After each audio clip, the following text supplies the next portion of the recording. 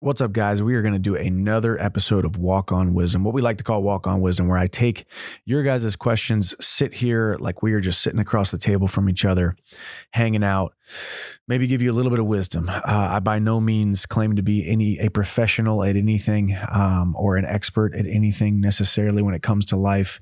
But in my 36 years on this planet, I have gained some experience. My 22 years of competing at a high level in wrestling and now mixed martial arts and diet and training and fitness and being a father and a husband and a Christian man. Like I said, I by no means think I know it all, and I've made just as many mistakes as the next guy, but have learned a lot of things. And if you guys want to send in your questions, send them into podcast@michaelchandler.com, where we can take a little bit longer form, a little bit deeper dive into the questions that y'all have, so they aren't just short and to the point in one sentence, so we can go a little bit deeper. Let's go ahead and start. First question is from John Brown. Hey, Mike, hope to shed some light on this a bit. As a young father, what are some things that I can do and more people like me to be more of a man, a male figure? Basically, the things a father teaches a son. Some of us don't have that experience in life, and the number of teenage parents are increasing. I am a part of this category. But for my son, I want to be Superman. How do I do that? Well, I think it's very interesting that you ended this question with, for my son, I want to be Superman. How do I do that? Because therein lies the most important thing. You realizing that, unfortunately, no matter how great of a father you are or how horrible or of a father you could be, or anywhere in between, your son will still look at you like Superman. He's going to think you hung the moon. You are his North Star. You are his guiding light in every single aspect of his life. I see it with my sons. Obviously, I have a 5-year-old, almost a 6-year-old now, and a 7-month-old right now. So obviously the 7th-month-old is a very, very young baby, but I see it in my 5-year-old already. The way that I brush my teeth, even the way that I fix my hair, even though he's African-American and has a completely different hair than I do, the way that he walks, the way that he talks, the way that his voice inflection is, how he carries certain vowels, the things that he wants to do, the way that he eats, the way that he cuts his food, these somewhat small, trivial things. Of course, they're different because he just does have his own unique DNA and he is created in God's image, but different than me. But truthfully, he wants to be just like me. And that's just how it's going to be. Your son will always look at you like Superman. So in that, realize that there is a very, very, very large responsibility. As you said, John, basically the things that a father teaches a son, some of us don't have that experience in life. I was very fortunate. I did have a father who was very present in the home. Was he perfect? Absolutely not. Would he admit that? Absolutely. Do I admit that I'm not a perfect father? Absolutely. I fail every single day. And I think that's the one thing that they don't quite put enough emphasis on whenever they are telling you about how to become a great father or to prepare you for fatherhood, is to prepare you for the father guilt. My wife and I talk about this all the time. You're going to feel like a failure. Every single day, you're going to put them to bed and you're going to think about ways that you could have been sweeter. You could have been more patient. You could have been more kind. You could have been a better role model, a better Superman, if you will. So I think the biggest thing is continuing to show yourself grace. And the biggest thing, going back to James Allen, is that men are eager to change their circumstances, but they're unwilling and uneager to change themselves. There's going to be things that you can do to better yourself in between the opportunities that you have to make an impact on your son or your daughter. When you're with them in the moment, the work that you had already done on yourself the previous week, the previous month, those reactions and responses of the way that you are handling certain things with your children are not in the moment. They are a direct reflection of how much work you have been doing on yourself or the lack thereof. So I think the biggest thing about becoming a great father or a great parent, if you will, just is the same thing of being a great husband or spouse, being a great employee, being a great X, Y, Z, whatever you want to become great at. Practice what you want to become. Ingest,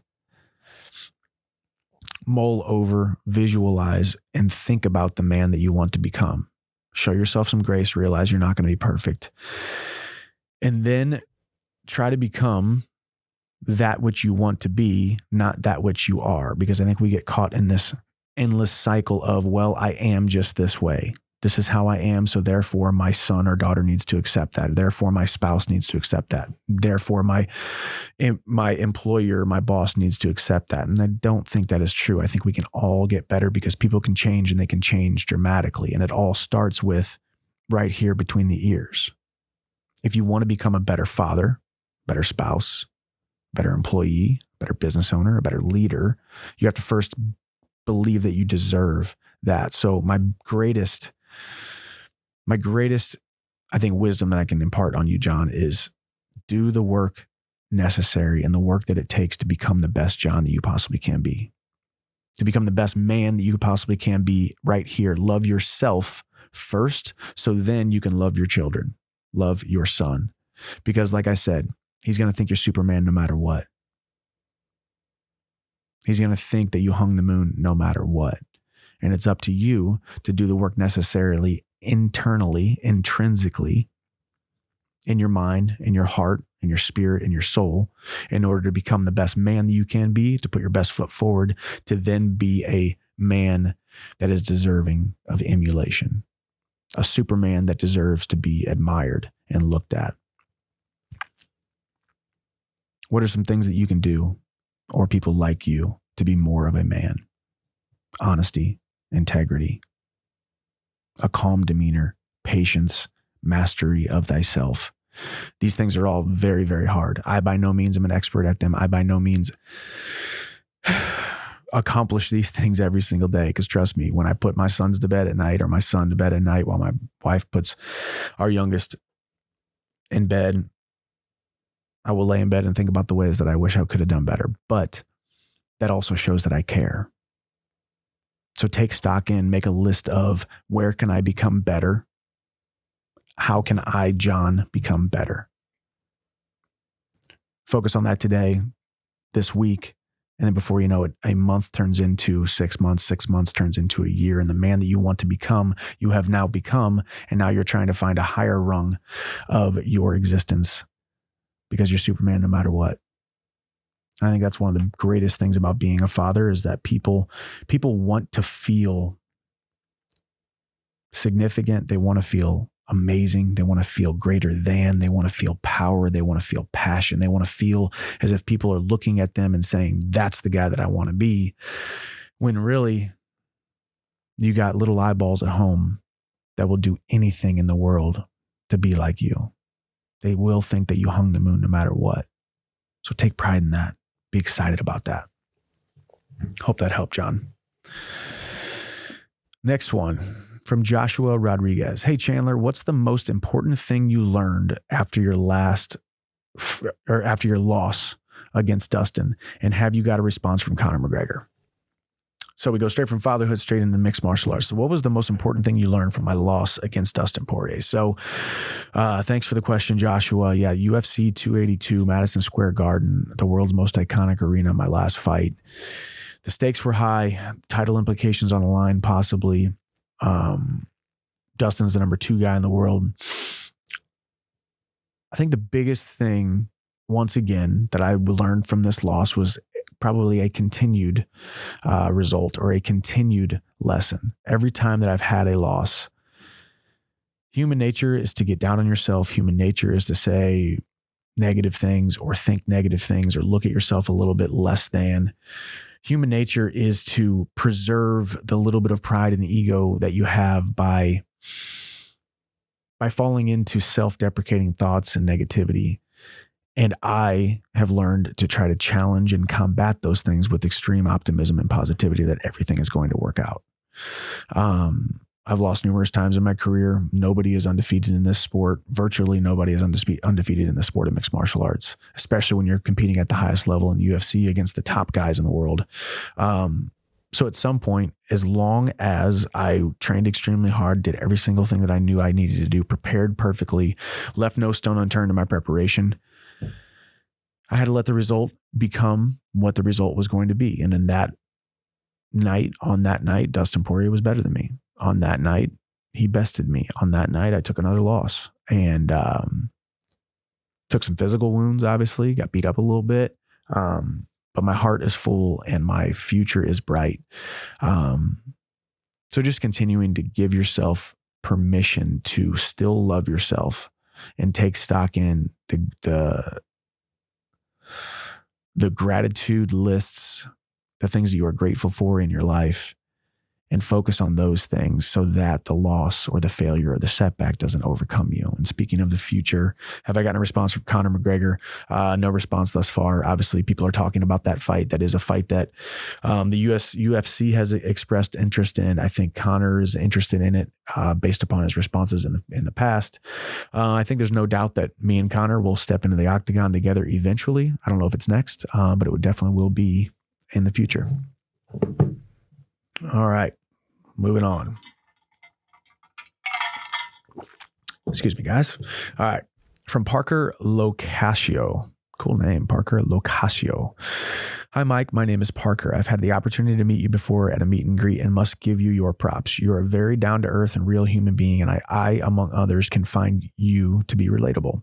I'm a young man, 21 years old, and I am continuing to learn and navigate this changing world day by day. I get the sense that you must be a very prideful individual, as experiences, hard work, and upbringing have built you up and instilled pride in you. After all, being a walk-on to a Division I athletics program is a daunting task to fight through and not only overcome but excel. My question is, how do you not let that pride get into your head and perhaps feed into your ego? I feel you do a great job being humble while still being a prideful man that with values to stand on. I'm curious if you even have an answer to this question. Have a great day. See you at the top. Well, thank you, Parker. Number one, thank you for the kind words. And number two, thank you for the great question, because I think it is very important. We talk about pride, we talk about ego, we talk about conceit, we talk about narcissism, we talk about egotism. And I'd be lying if I didn't say that it is probably, especially for men, probably one of the hardest, most delicate dances that we can navigate in this life, because there is nothing, absolutely nothing wrong with loving yourself, being extremely proud of yourself, stopping to smell the roses, look around, pat yourself on the back and say, I did this. I am proud of me. I love me. And if I can be honest with you guys, I didn't do that enough in my younger years. Now, it doesn't mean I do it a ton right now. Like I'm sitting here and patting myself on the back, and my ego or my narcissism or my unhealthy pride has grown, but my healthy pride in myself has grown exponentially. When I was younger, take for instance, the sport of wrestling. I'd win a wrestling match. I'd beat a guy I wasn't supposed to beat. I would make the starting lineup. I was a walk-on, as Parker said, I was a walk-on, meaning I was the lowest guy on the totem pole. Nobody gave me a chance to even make it at Mizzou for 5 years, let alone make the team, let alone become an All-American. So my view of myself started out very, very low. So everything that I started to accomplish, whether it be winning a simulation fake match in the wrestling room, taking a guy down that was a state champion, who was a number one recruit, who was on a full scholarship, and I was paying for school fully. These little victories, they were compounding on themselves, but I wasn't taking the time to stop and smell the roses and say, Michael, okay, your hard work is paying off. You're the first one there. You're the last one to leave. You're the guy who shows up. You're the guy who does things right in the practice room, in the classroom. You're the guy that the coaches look at and say, that guy's got a future if he continues to work this hard. He's got a decent amount of talent. He's just not there yet. I was winning these little battles, but I wasn't stopping to smell the roses. I wasn't stopping to say, Michael, you should be proud of yourself. Coaches would say, hey, Chandler, proud of you, man. You're doing better at this. You're getting better at that. And I'd say, okay, yeah, that's that, whatever. I just keep on going. Training partners would say, dang, dude, you're doing well. I saw you take that guy down. I saw you take him into overtime. I saw you over there at that open tournament in the finals. You weren't supposed to be there, man. Good job, man. Congratulations. Be proud of yourself. It doesn't matter. In my mind, it doesn't matter. Just keep going, keep going, keep going. So it was almost as self-deprecating. I should have done this, not I should be proud of myself for accomplishing this. And I think there's a fine line between a healthy pride in yourself while also being grateful for the opportunities that you have, while also continuing to stay hungry. I think one thing, people ask me this all the time: how do you stay so hungry? How do you stay so motivated? How do you stay so disciplined to do things right? And for me, it's actually never been that hard. A lot of it has to do with upbringing. I'm the son of a carpenter and son of a blue collar mom, a blue collar dad. Grew up in Mid, Missouri, a small town outside of St. Louis. So hard work and doing things right were instilled in me. So when I got outside of those county lines and went to a big college such as Mizzou, and then started going around the country to wrestle in these different tournaments and whatnot, somewhat felt foreign for me to be out there, and I was learning how to navigate it for the first time. But when I was having success, as I said, I wasn't giving myself the permission to pat myself on the back. So Parker, the biggest thing that I would say to you, no matter where you started from, whether you are a over eager, overzealous, over prideful type of person, or you are a lowlier than thou, see yourself as lower than dirt and look in the mirror and don't see someone successful, or someone in between, no matter what, you have to work on winning the battle between your ears, surrounding yourself with the people that you want to emulate, people that you want to become eventually. And if you can't get in the same room with them, can't get in their phone, texting them and calling them and becoming friends with them and relationships with them, make sure you're on, as you are today, on the internet right now, ingesting things of people who have been there, done that, got the t-shirt, been through the setbacks, been through a path that seems somewhat similar to yours, that will well up something inside of you that says, okay, I'm not who I am. I'm not who I want to be today. But if he fell flat on his face and he kept going, and he has become who he is or she is, then I can too. And how do you stay built up and not let your sense of pride and ego overcome you and cloud your judgment in order to get to your next milestone or your next rung of success? It goes back to what I said earlier, and that's gratitude. Realizing that success, no matter how crazy big or how crazy small, how big the victory is or how small the victory is, success is never owned. It's only rented, and it can be taken away from you every single day at the drop of a hat. Every single thing that I have or have accomplished can be taken away today. So I need to be grateful for those things. Grateful, not just that I have them currently, but that I can cultivate them and grow them, and they can make an even bigger impact in a bigger platform. So thank you for the question, Parker. I appreciate it. Moving on, grab another drink.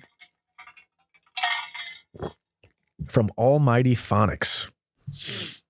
What was the decision to transfer from wrestling to MMA like? Growing up as a wrestler your whole life, I'd imagine that MMA was never even a thought that came to your mind. When you made the transition to MMA, was there ever thoughts of not going through with it and just going back to college and getting a job with your degree or anything of that nature? It seems like something that can be a very difficult decision, and I'm very curious about it. Big fan. Thanks for all the entertainment you've given us. Almighty Phonics, good question. So I'd be lying if I didn't say that I look back at how I got into the sport of mixed martial arts, and I do feel very fortunate and very lucky. I think so many guys or gals, I mean, obviously right now we're filming this in 2022. It's almost 2023. By the time some people are seeing this, it'll be 2023.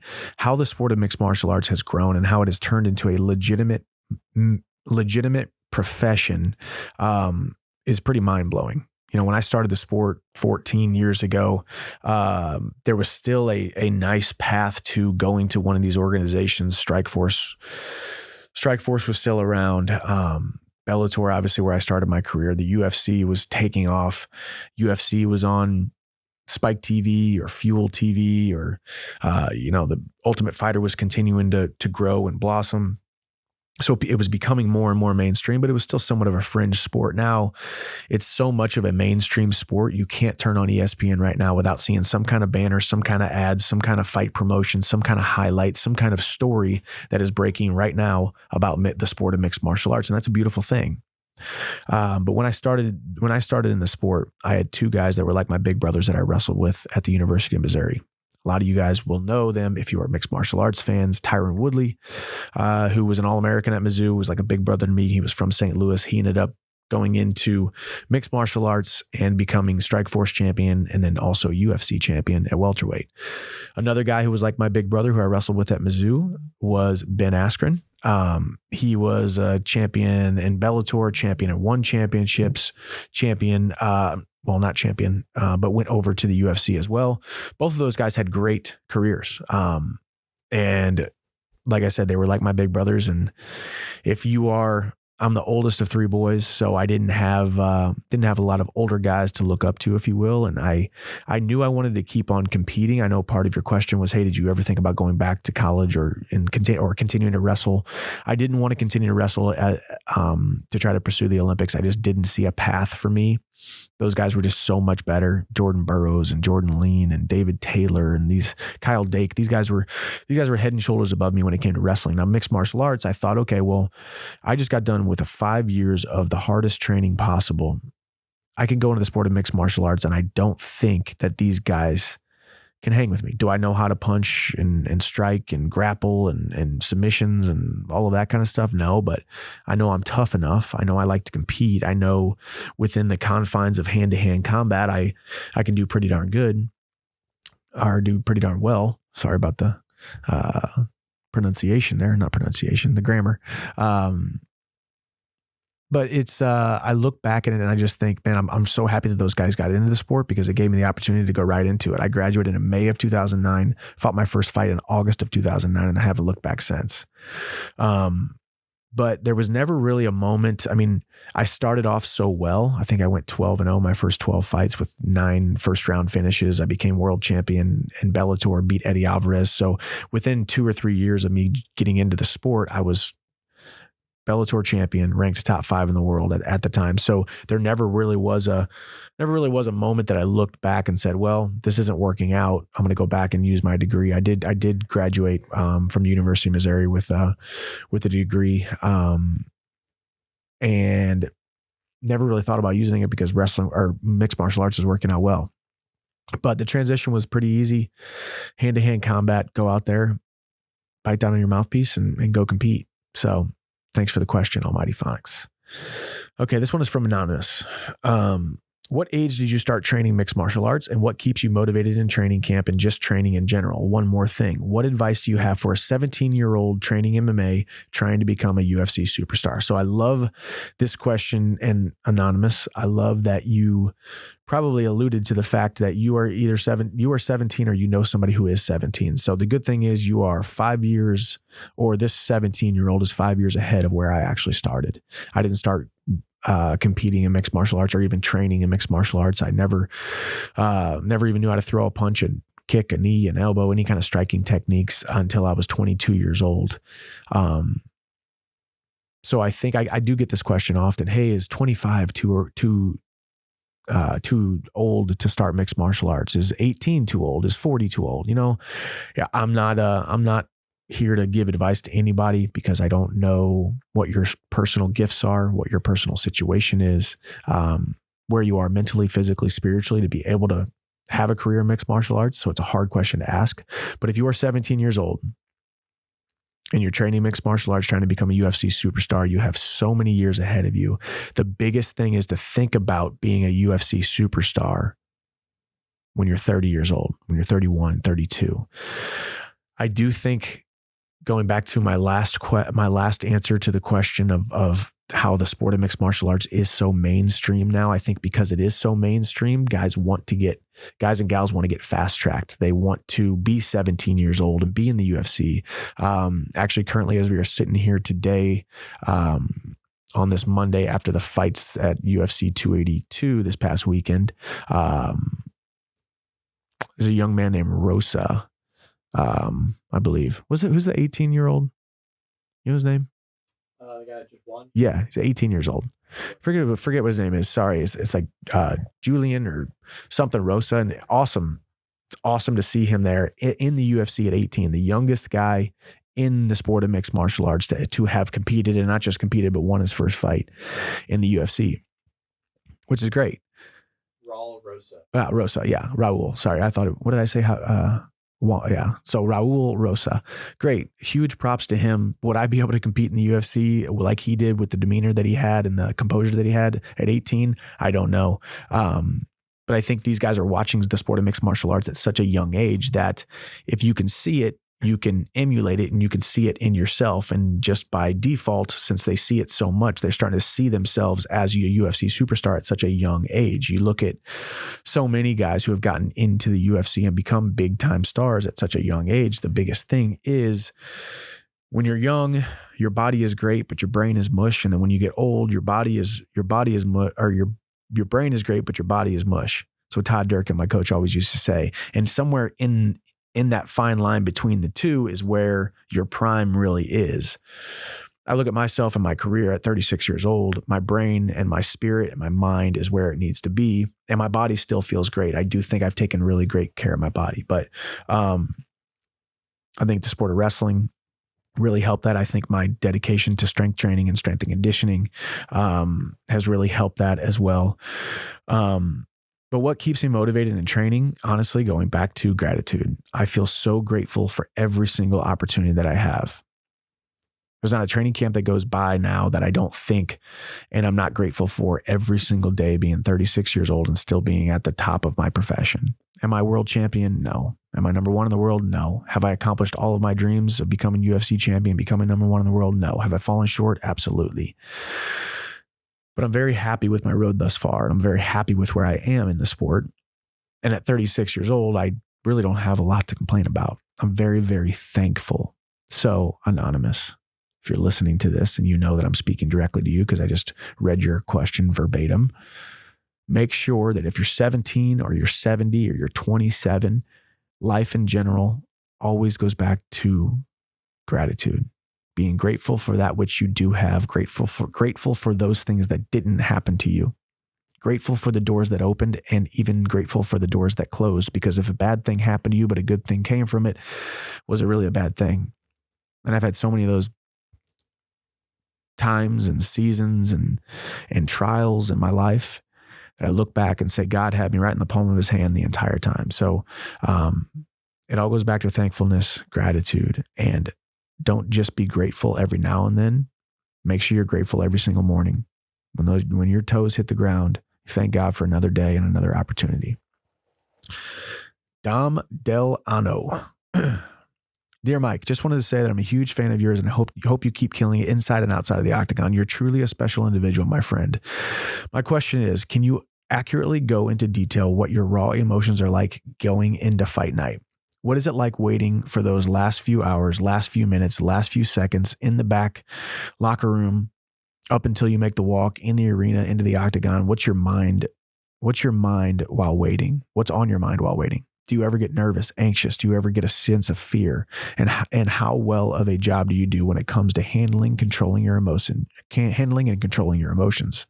I hope you can answer this question, Mike. God bless, and I'll see you at the top. Well, Dom Delano, what a great question, because it really is something that I think people really want to know, because those are moments and experiences that nobody else will ever get to see unless you walking to a mixed martial arts competition, walking to a cage, an octagon, and for me, I've had some really great stages, really big opportunities against some really great opponents. So it's always been high stakes. It's been bright lights. It's been a big platform. I've spoken about this on the Lewis Howes podcast, and it made its rounds around the internet because I really talked about talking to myself instead of listening to myself.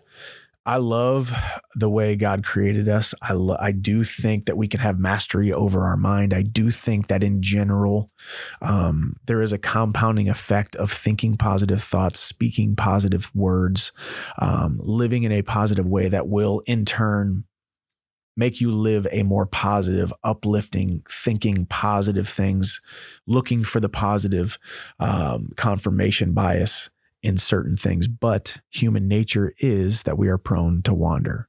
Human nature is that we want safety, we want security, and we want protection. Therefore, we are always on guard for what bad can happen, what can go wrong here, who can do something wrong here, what bad can happen. So in order to combat that, especially when you're going into such a high stakes situation like mixed martial arts competition, or even if it's you walking into a boardroom to give a presentation, you walking into your boss's office to ask for the raise that you know or think that you deserve, you walking into a business meeting that could be the handshake that changes your life, walking into these scenarios. Number one, you have to see it in your mind's eye first, and you have to visualize it. And number two, you have to talk to yourself instead of listen to yourself. If I sit here quiet, I will hear negativity. If I'm standing there, hearing the music, seeing the bright lights, feeling the energy of the crowd, if I just sit there and I'm just kind of moving and I'm being quiet, negativity is going to creep in. The little guy from the little town is going to creep in and say, you don't deserve to be here. The enemy, the inner me is going to say, hey, you don't deserve this. Hey, how are you going to beat this guy? Turn around, you see him. I remember my last fight, actually, I was walking first. I was the blue corner. I was walking first. I was standing in the hallway right before we were about to walk out to Madison Square Garden, and they pull you both out at the same time. Dustin Poirier and his team were probably 20 yards behind me. He's clearing his throat. He's kind of screaming, not screaming, but kind of just you kind of want to clear your throat. You want to clear your sinuses. You want to make loud noises. You want to kind of get your body. What you're getting ready to do is very, very, very physical, a very heightened sense of battle inside of a octagon in front of millions of people. I remember him making a noise, and I looked back and I was like, oh, there's Poirier, So instinct could be, oh, dang, he's looking big. Oh man, he's looking sharp. Oh, he's moving. Oh, he's hitting the hands of his coach, and look at the footwork. Is he southpaw or is he orthodox? Wait, did he just go? You start overthinking these things whenever really what Dustin Poirier is doing back there, his stature ain't going to change. His size of him ain't going to change. Whether he's orthodox or southpaw isn't going to be indicative of whether or not he's actually going to fight orthodox or southpaw 15 minutes, 6 minutes from now, whenever we step inside the octagon and start competing, and that bell rings. So you can start thinking about all these different scenarios, and you can start thinking about all these different ways that you're trying to protect yourself by overthinking things, when really you just need to be where your feet are. Be where your feet are. Be present where your feet are. Talk to yourself. Michael, you deserve this. You worked extremely hard. You left no stone unturned in your preparation.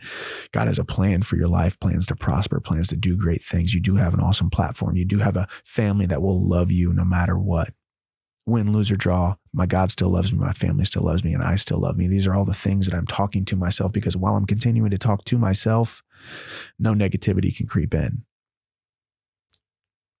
The negativity, the inner me, the enemy can't speak to me if I'm audibly speaking something, whether I'm actually moving my lips, whether I'm actually making a noise, or whether I'm just kicking on the constant volume and the constant chatter inside my head, the positive chatter, that I deserve this chatter. So, and then when you make the walk, then it's just kind of the same thing, speaking positive, beautiful things over your life, taking in the moment, going back to patting yourself on the back, being proud of yourself for being right where you are, knowing that every single decision that you've made, and every single up and down and open door and closed door has led you to this, and an overwhelming sense of gratitude.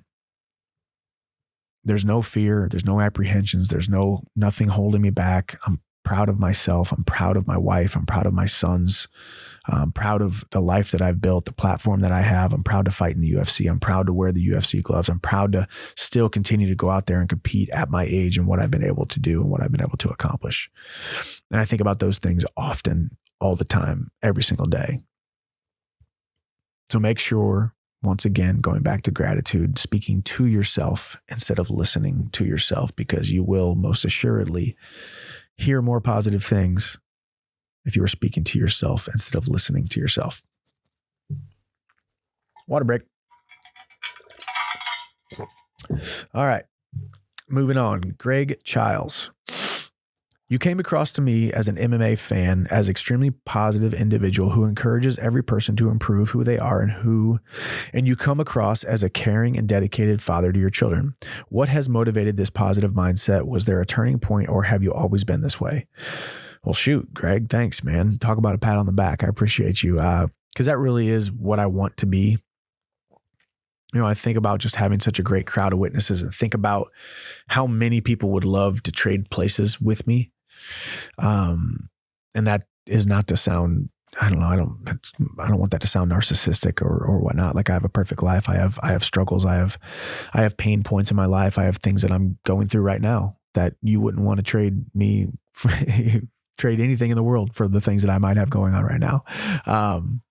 So I think that's one way that we can really look at things is even if you see somebody and realize that they have everything that you might want.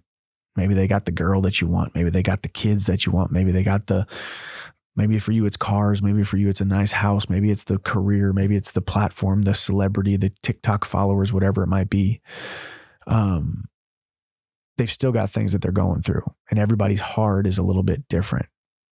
But yes, I do try to be a positive individual who encourages other people, because I do believe that I didn't have enough encouragement in my life leading up to this point. I didn't have enough people believing in me, really instilling in me that, Michael, you can do everything that you want to set out to accomplish. You can believe in yourself, and you should believe in yourself because I believe in you. And it wasn't that I didn't have a lot of love around me. My parents loved me. My coaches in high school loved me. My coaches in college loved me. My training partners in college loved me. My friends loved me.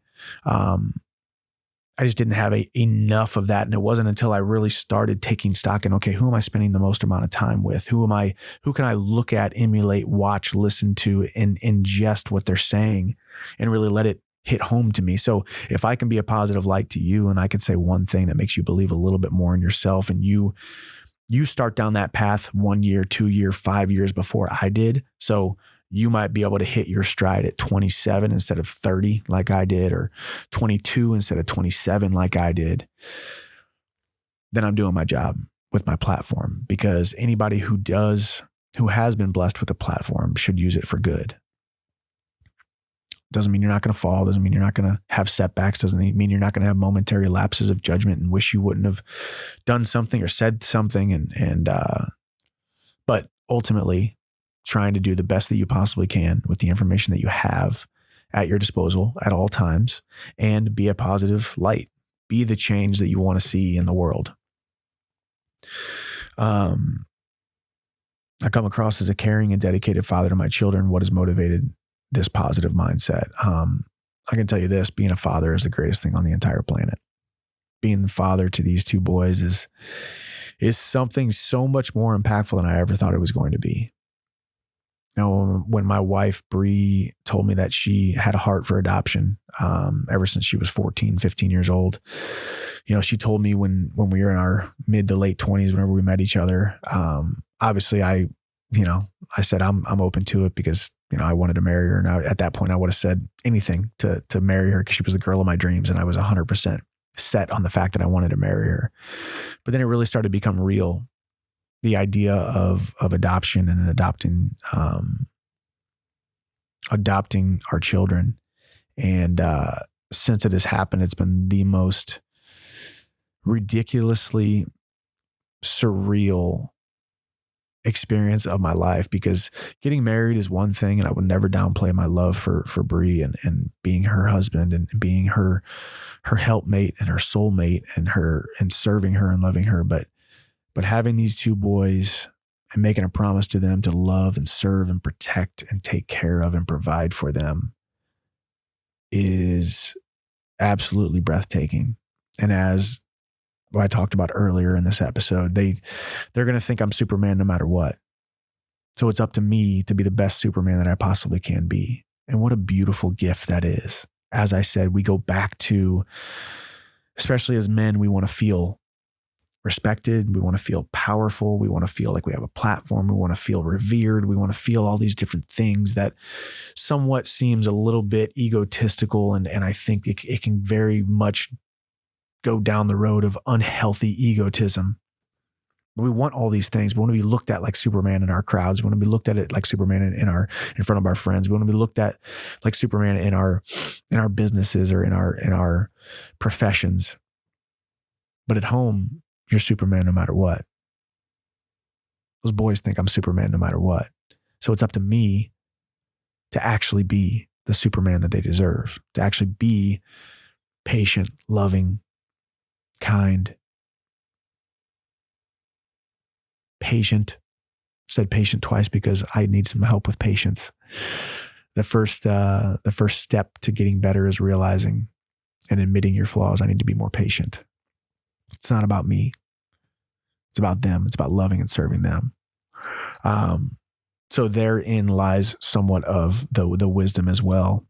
I think instead of me thinking about my platform, my message, my impact that I can make, instead of thinking about it from a me perspective, I think about it from a you perspective. Very similar to why we want to do these actual questions and deep dives into these. I could sit here and talk about what I want to talk about all day long, but we're taking these questions at random because I want to hopefully well something up inside of me and bring you guys value. So anybody who does want a platform, does want an impactful point of reference or a perch to be on, make sure you're doing it for the right reasons. Make sure you're making a meaningful impact with it. Thank you for the question. Thank you for the shout out and the pat on the back, Greg. I really appreciate it. This one is from Anonymous. Do you ever wonder what your life would have looked like if you hadn't pursued a career in MMA/wrestling? Can you describe that? Man, I don't really wonder.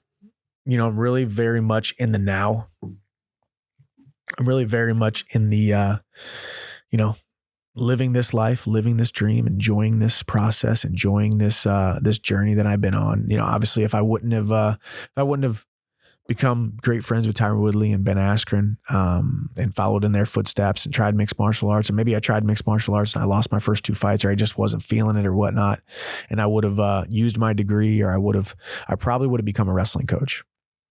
I think when you get done with the sport of wrestling, you're still in love with the sport of wrestling. You're still in love with the team camaraderie. You're still in love with the competition. You're still in love with the lifestyle of wake up, train, go to class, train.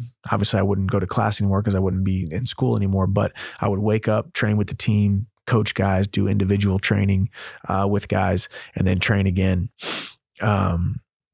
So I probably would have become a wrestling coach.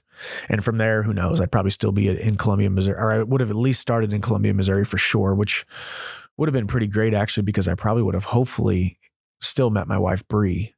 That's the one thing that I'm so thankful for. I could give all of this mixed martial arts stuff off at a drop of a hat, but me not meeting her would have been a rough life because she's amazing. So good question, but no, I don't ever think about that.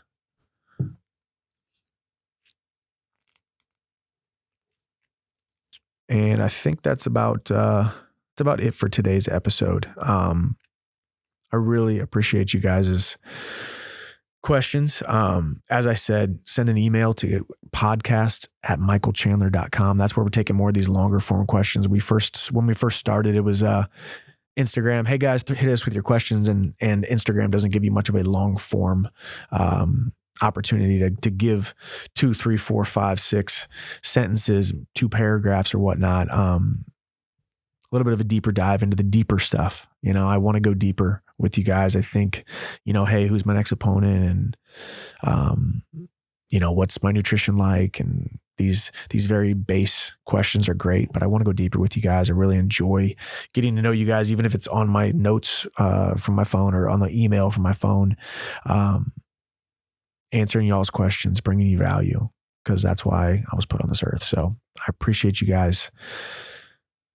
Be nice to someone today. Be the best man or woman that you possibly can be. Remember that you cannot consistently perform in a manner that is inconsistent with the way that you see yourself. So build that mind, build that heart, build that soul. Walk on. I'll see you at the top.